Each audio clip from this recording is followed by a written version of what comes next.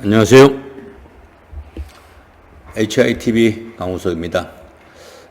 이번 편은 사마천의 사기 열전 17번째 편인 위공자 열전입니다.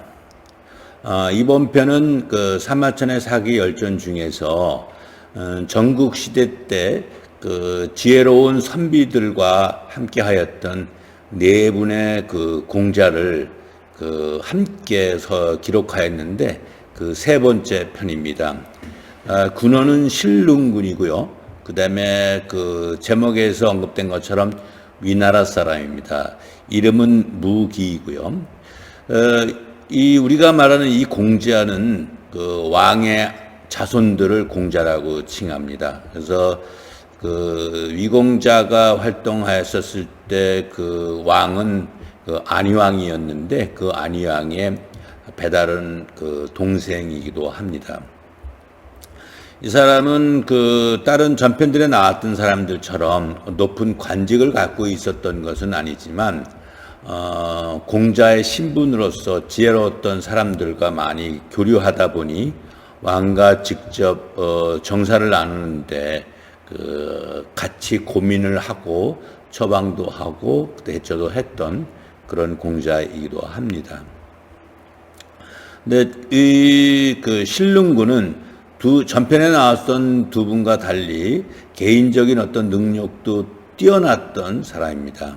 그래서 그 기존에 있었던 다른 어떤 두 분들은 자신이 거기에 있고 주변에 그 식객으로서 선비들이 찾아왔다라고 한다면 신릉군은 어딘가에 그 특별한 재능을 갖고 있는 사람이 있다라고 한다면 본인이 직접 찾아가서 그들을 식객으로 받아들이는 노력을 했었던, 그러니까 안목이 높았던 공자라고 볼 수 있습니다. 예를 들어서 전편에 있던 평원군 같은 경우는 그 초나라로 가서 합종을 맺고자 했었을 때 큰 역할을 했던 모수는 스스로 자기의 능력을 표현하고 표시하고 발휘하도록 노력했던 사람이라고 한다면 이 신릉군의 어떤 그 가객들은 신릉군이 찾아가서 곁에 두고 도움과 지혜를 받았던 케이스입니다.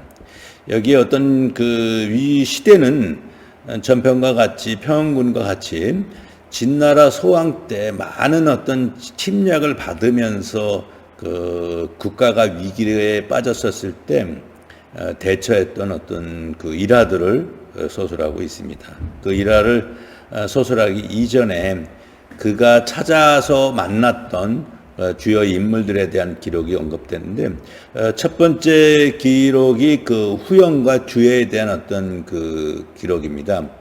후영이라는 사람은 지혜로웠지만 어딘가에 나서서 그 자기의 어떤 재능을 과시하거나 누군가의 쓰임이 이루어지진 않고 그 살다가 노년에 어떤 집안의 어떤 삶이 필요해서겠지만 낮은 보직을 스스로 자임해서 수행을 합니다. 그게 이제 그 문을 그 개폐하는데 소임을 하는 문지기 역할을 하는 곳에 있었는데 그 사람의 능력을 누군가에 의해서 그 설명되고 표시되는 것을 이 신릉군도 알게 됩니다.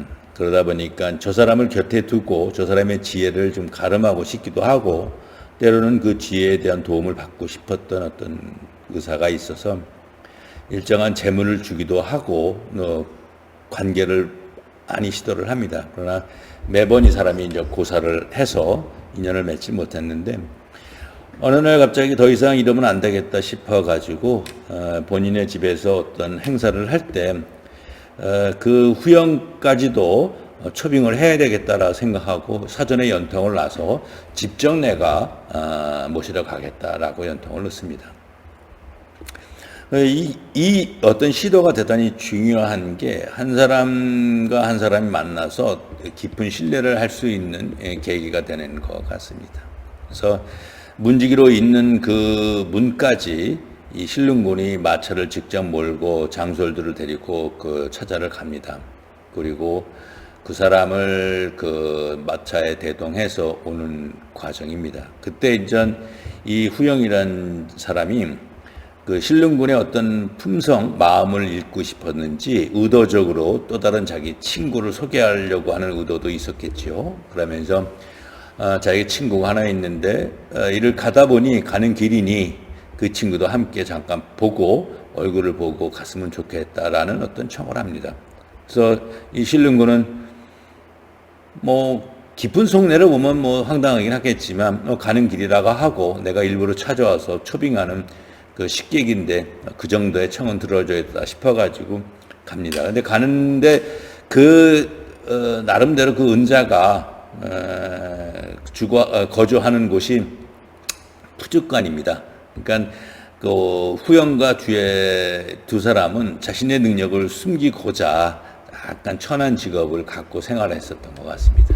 그러면서 오래간만에 만났다고 이저런 얘기 저런 얘기하면서 주저리 얘기하는데 그 같게 갔던 이 신릉군은 이제 멀뚱멀뚱 쳐다보곤 있겠죠. 근데 그럼에도 불구하고 후영은 자기를 모시러 왔던 신릉군의 어떤 안색도 살피면서 그의 모습에 대해서 계속 그 예민하게 쳐다보고 있습니다. 그런데 그 후영이 바라봤었을 때 신릉군이 기분 나빠하거나 마음을 상해하지 않고 분노하지 않고 차분하게 본인이 요청한 시간에 대해서 그냥 편안하게 받아들이는 걸 보고 대단히 속으로 그 의심이나 그런 부분이 사라지게 했나 봅니다. 그리고 나서 이제 그 행사장에 와서 행사장에 많은 사람들과 또 소개를 받기도 하고 그리고 거기에 안에서 자신이 그와 같은 어떤 행동을 했었던 것에 대한 부분을 정직히 설명합니다.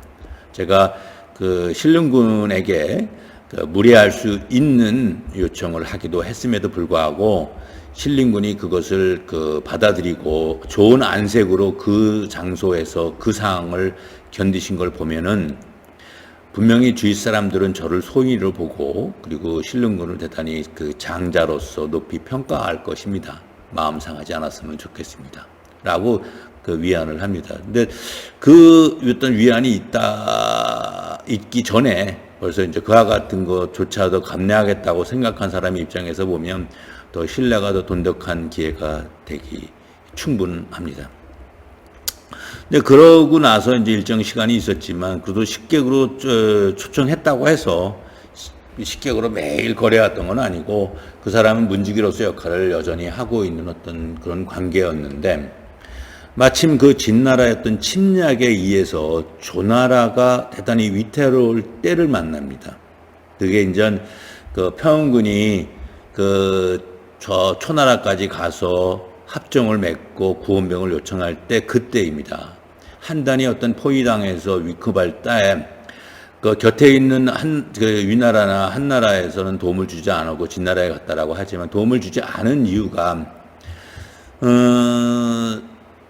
평원군하고 신릉군은 개인적으로는 천한매부지간입니다.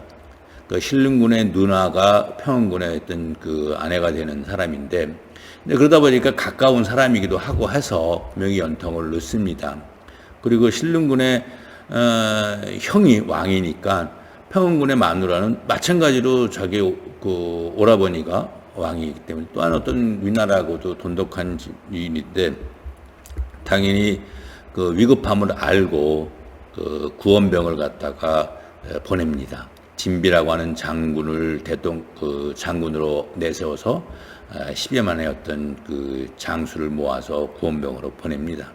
근데 마침 그럴 거를 예상하고 진나라에서는 또 다른 사신을 각 주변에 있는 나라에 보냅니다. 지금 우리 진나라는 조나라를 치려하고 있고 어느 정도 시간이 지나면 분명히 무찔러 이길 수 있다. 만약에 여기에서 조나라가 위태롭다 하여 주변에서 도와주려고 한다면 두 번째 나라는 그 도와주는 나라가 될 것이다. 그러니 그 앞뒤를 잘 살펴서 국가가 보위될 수 있도록 헤아려 처신하라라는 이런 협박성 멘트를 놉니다. 그러니까 위나라 안희왕은 덜컥 겁이 납니다. 이거 한 10만 보내서 이거 어떻게 해보려고 했는데 걱정해요. 왜냐면 진나라가 조나라를 한단을 침범하기 이전에 장평정투에서 그 당시에 백비가 그 장군으로 있을 때 거의 한 40만의 어떤 병사를 몰살시켰던 예가 있거든요. 근데 그러다 보니까 뭐 꼴랑 10만 보내가지고 전쟁에 이길 줄 알지 잘 모르는 상태가 되다 보니까 겁에 홀떡 먹고. 근데 만약에 도리를 중요시 여겼다면 보냈겠지만 그런 상황이 아닌 그 심약한 또 왕이다 보니까 주저합니다. 그러니까 왕이 그 진비에게 그 조나라로 넘어가지 말고 그 입구쯤에서 볼을 쏴서 정세를 판단하고 도와주러 온 거로 하기도 하고 그 다음에 도와주지 않은 걸로 하기도 한 상태를 유지해라라고 명령을 냅니다. 그러니까 조나라 입장에서는 답답하고 오지는 않고 그런데 이제 그 급하기도 하니까 전편에 나온 것처럼 그 모수의 도움으로 초나라의 어떤 그 구원병을 청하고 그다음에 합종을 맺고 귀국을 합니다. 그러면서도 원망은 있는 거죠. 가까이 있고 천한 명 부지관인데도 도와주지 않은 걸 원망하고 있었을 그럴 때입니다. 그럴 때 이제 그 신릉군 자체는 개인적인 어떤 도리도 맞지 않고 하다 보니까 왕이 움직이지 않느니 나라도 몇 명 안 되는 병사를 데리고 가서 도와줘야 되겠다. 죽기를 각오하고라도 라고 하면서 이제 갑니다. 가다 보니까 일전에 어떤 청했던 그 후영에게 그 어떤 묘책이 있음을 바로 청할 수는 없고 묘책이 있다 하더라도 대책이 없을 걸 알고 그냥 인사할 겸 갑니다. 내가 지금 이런 위기에 빠져 있는 그 이웃 조나라를 위해서 그 왕이 그 진격을 하지만 뭔가 모르는 어떤 그런 영향에 의해 가지고 지금 주저하고 있다. 왜냐면 모든 백성들이 다 알아버리면 그 저쪽 그 조나라도 이것 때문에 위나라가 좀 안 하고 있으니까 얼마나 그 분개하겠습니까? 그러니까 뭔가 상황을 지연시키는 것으로 일단은 그 외부에 알려놨기 때문에 그래서 이러니 나라도 빨리 가서 도와줘야 되겠다 해서 한 100여 명의 어떤 가솔들을 데리고 갑니다. 대신 그러면서 아무튼 만나서 반가웠고 하면서 이런 식의 어떤 일상적인 대화를 하고 작별 인사를 하려고 하는데 이 후영이 뭐 그렇게 크게 중요시 생각 안 하면서 그러십니까? 그럼 저는 지금 뭐 문을 지켜야 되니까 뭐 잘 다녀오십시오라고 이런 식의 대면하면서 보냈습니다. 이제 가다 보니까 신릉군 입장에서 아무리 그래도 내가 가면 죽을 수도 있는데 이런 식으로 나를 그냥 가벼이 보내면 어떡하냐 이런 생각이 들어서 다시 이제 갑니다. 아니 가다 보니까 그래도 이게 마지막인데 어떻게 그럴 수 있냐라는 식의 어떤 표정으로 다가오니까 이 후영이 공께서 가시다가 돌아오실 줄 알았습니다.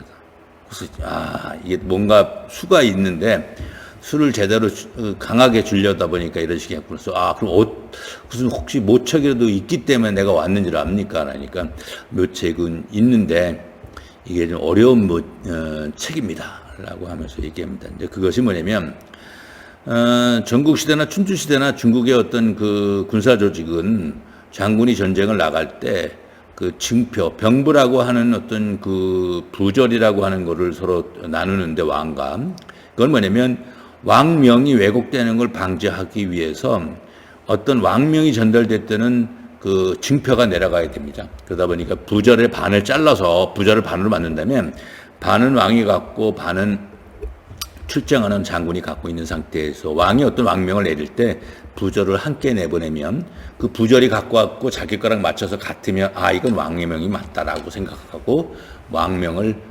받아들이는 이런 식의 어떤 시스템입니다. 혹시라도 이제 요새 같은 어떤 전화가 있는 것도 아니고 암호로 무슨 뭔가 주고받는 게 아니다 보니까 대단히 현명한 방법인 것 같습니다. 근데 이 부절을 훔쳐야 됩니다.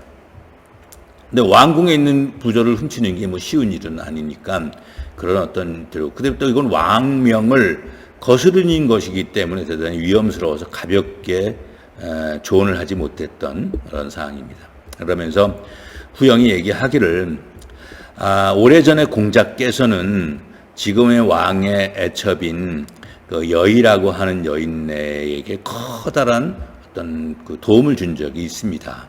근데 그것은 뭐냐면 여의의 아버지가 갑작스럽게 어떤 그 죽음을 당했는데 그 원수가 누군지를 몰랐고 그 국가가 나서서 막 찾았는데도 못 찾았는데 이 신릉군의 어떤 식객들 중에 몇몇 어떤 재능 있는 어떤 그 식객들이 나서서 그 원수를 잡아서 원수를 갚습니다. 그걸 엄청 고마워하고 있다. 그러니 그 여의에게 요청을 해서 그 부저를 훔쳐오게 해라. 그리고 그것을 가져가서 그 진비에게 보여주고 지금 그 볼을 쌓고 지키고 있는 그 병사를 다시 북진시켜서 조나라를 어떤 도와주는 역할을 해도 되겠다.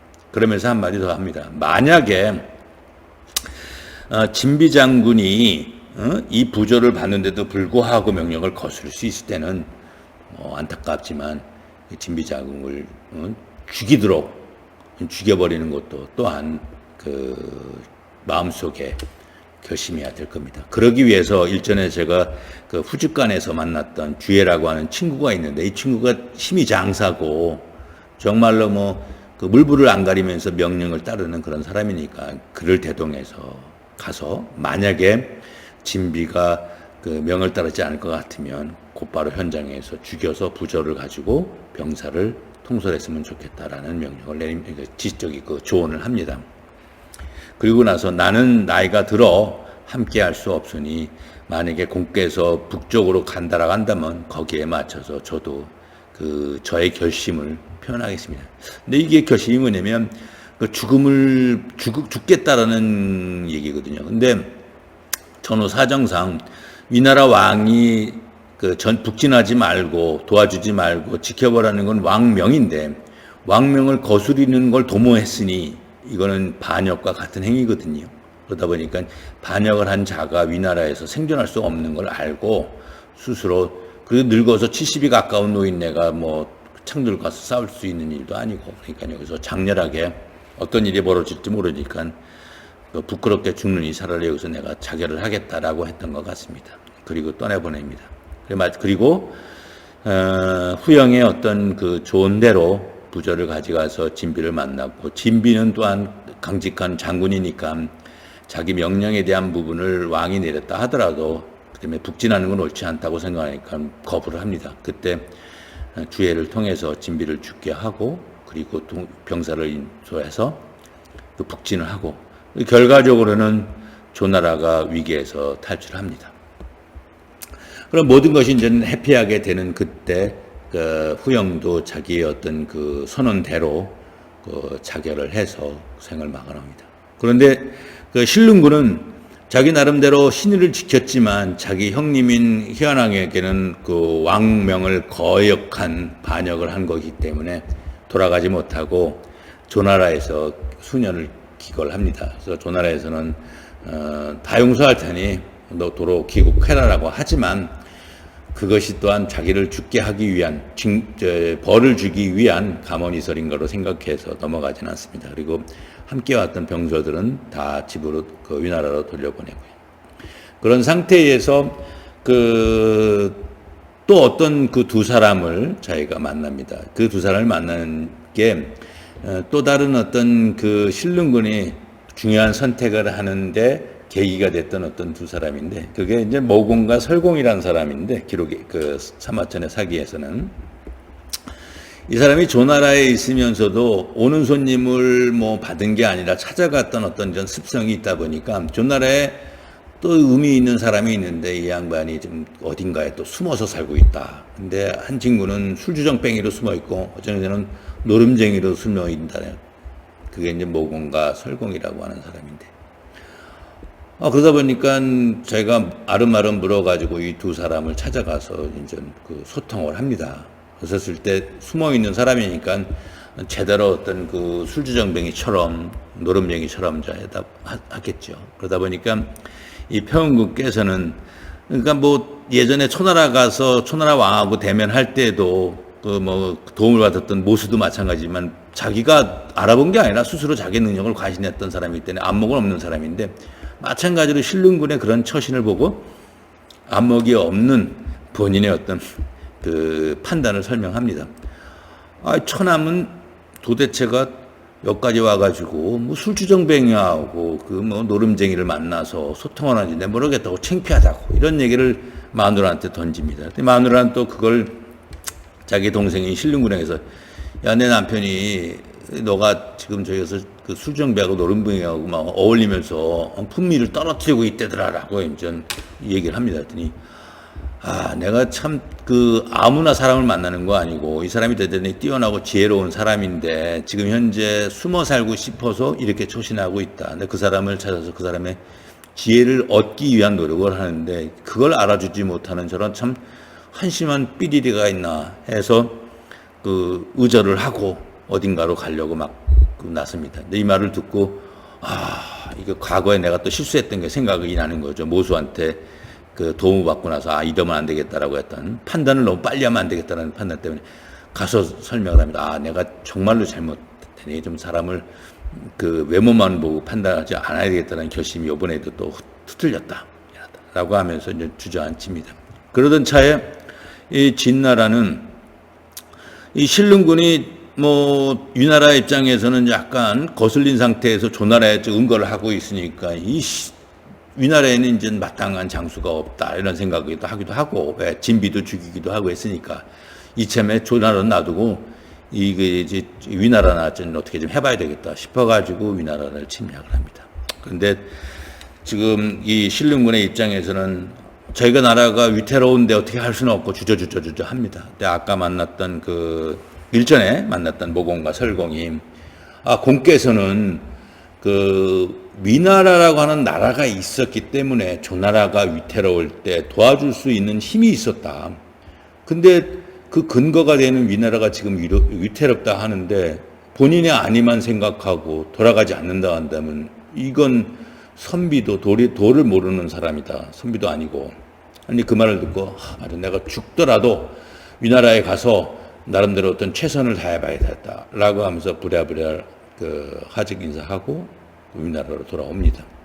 그랬더니 이제 위나라에서는 위태로운 때다 보니까 그 형인 그 안희왕이 반기면서 그 상장군의 어떤 위치에 그 임명을 하고 국가 방해를 맡깁니다. 그러니까 주변 나라에서는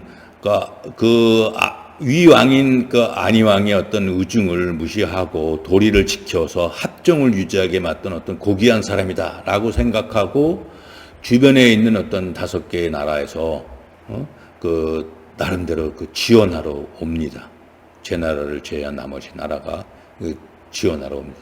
그러다 보니까 일시에 5개국의 어떤 지원병도 오고 그다음에 위나라의 어떤 그 상장군으로서 그 진나라를 나름대로 패퇴시킵니다.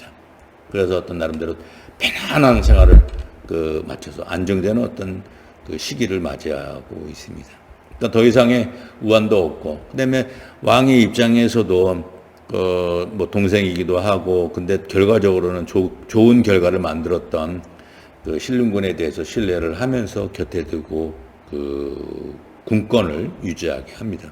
근데 이제 진나라 입장에서는 어떻게든 저 신릉군이라고 하는 사람의 위치를 무너뜨려야 되겠다라는 생각에 모함을 모색을 합니다.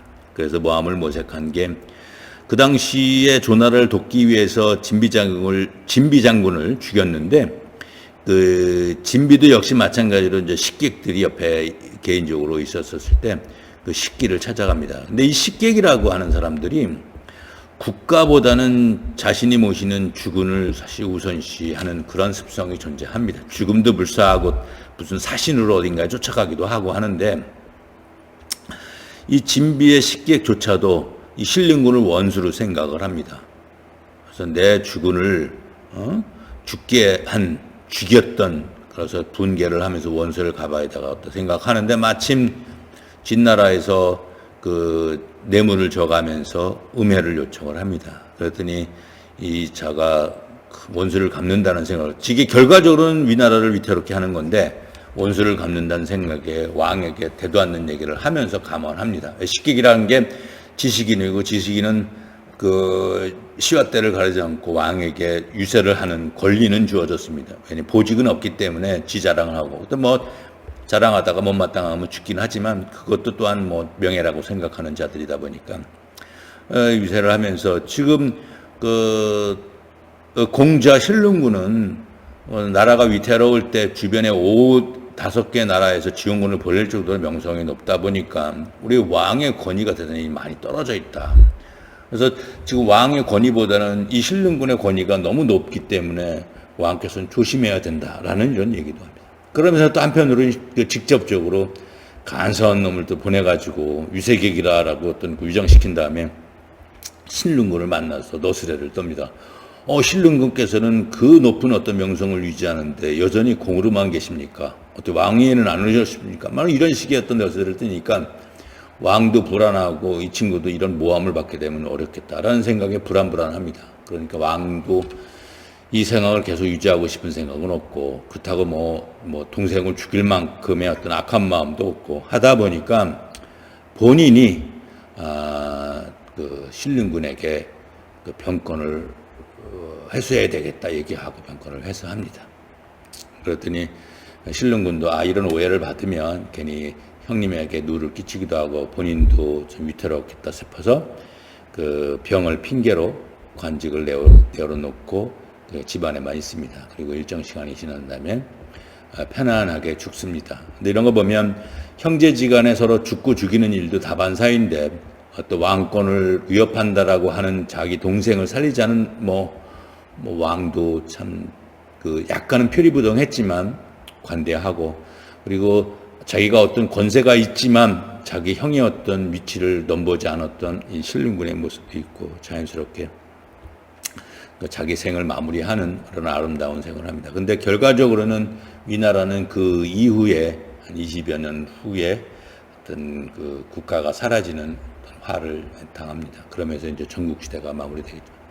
그러니까 여기서 보는 것처럼 그 신릉군 위공자 열전 같은 곳에서는 본인의 능력에 의해서 귀한 사람을 찾아가 청하고 교류했었던 그런 그 모습을 높이 평가하지만, 또 한편으로는 그 서의 때문에 대의를 무너뜨리는 그런 그 참 한심한 자들이 있음을 또 확인할 수 있는 것 같아요. 그건 어느 나라에나 있기 때문에 이제 국가가 확고한 왕권이나 어떤 권한에 의해서 지배체제가 유지된다라고 한다면 그런 일이 벌어지지 않지만, 어떤 지배체제가 어느 순간에 느슨하게 될 때는 이런 좀먹는 자들이 분명히 득세를 합니다.